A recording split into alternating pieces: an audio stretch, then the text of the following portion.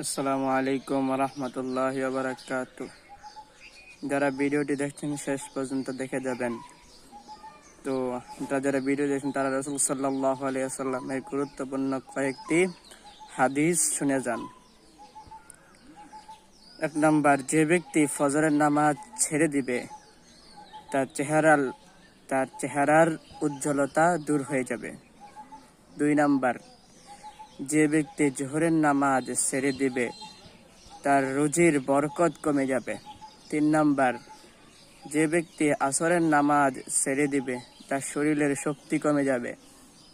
4 number, যে ব্যক্তি মাগরিবের নামাজ ছেড়ে দিবে তার সন্তানাদি তার কোনো উপকারে আসবে না।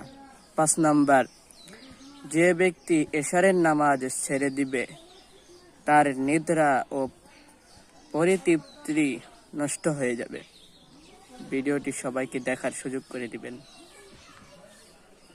যারা ভিডিওটি দেখছেন সবাই কমেন্ট বক্সে, ভিডিওটি যদি ভালো লাগে তাহলে কমেন্ট বক্সে লিখে যাবেন।